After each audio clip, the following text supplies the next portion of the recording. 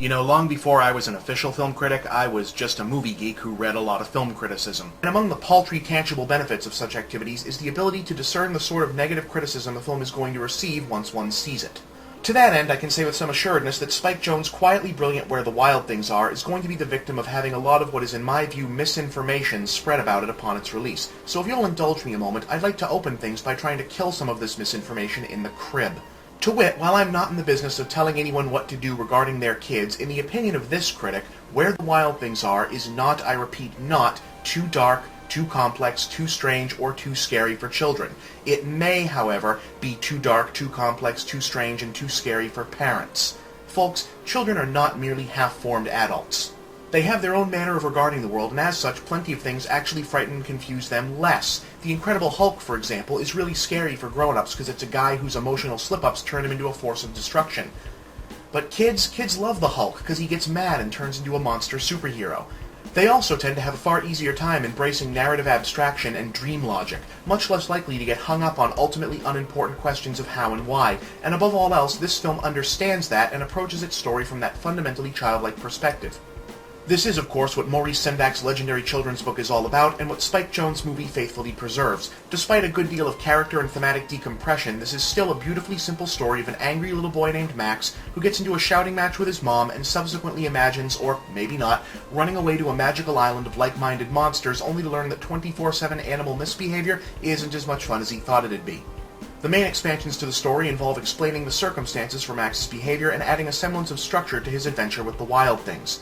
It frames Max as a boy at war with the passage of time. Work and a new boyfriend are diverting the attention and affection of his mom, his older sister no longer wants to play with him, and he just learned in school that even the sun isn't going to last forever. He's a smart kid, smart enough to realize that childhood and the world of uncertainty and happiness it provided him is slipping away, and he's angrily resolved to not let it go without a fight.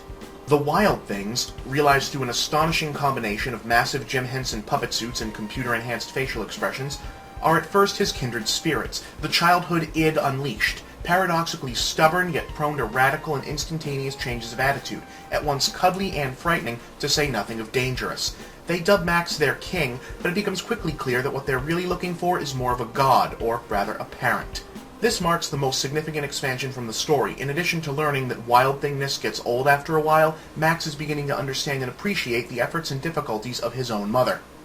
While the film impressively preserves the phantasmagoric look and feel of the book, the added depth to the Wild Things, and Max especially, render it a closer thematic cousin to Bill Watterson's justifiably lionized comic strip, Calvin and Hobbes, in that they're both ultimately the stories of creative and misunderstood, but also selfish and frequently duplicitous young boys, a little too bright for their own good, retreating into their own imaginations in order to deal with or avoid dealing with the world around them.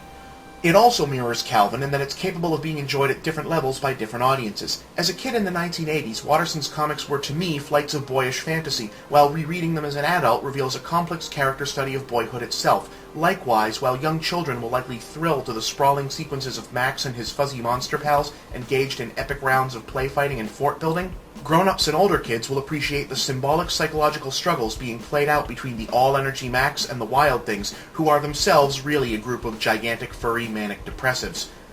If this sounds like a slightly insane balancing act, it kind of is, but it all works. A one-of-a-kind movie that functions both as a profoundly affecting art film and a broad fantasy for kids infused with the same touch of melancholy as previous first step into manhood movies like E.T. and Old Yeller.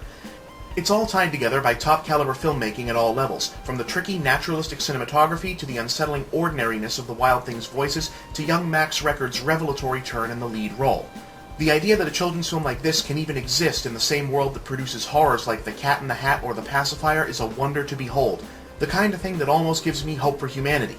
Almost. See.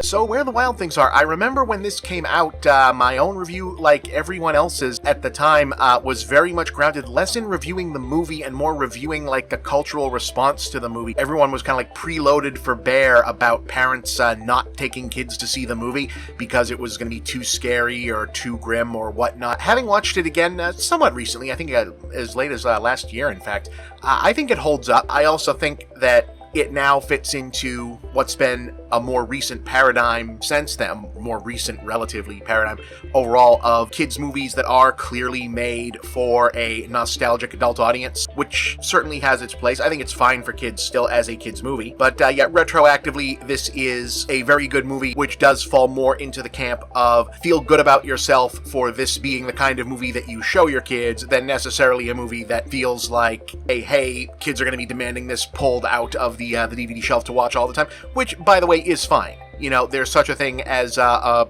Eat Your Vegetables fare for kids' movies, too. It does hold up. It has great animatronic CGI combo monster suits. The casting is great. Rest in peace, James Gandolfini. Very well directed, great tone, great soundtrack, really great mood piece, whatever age you watch it at. So, yeah.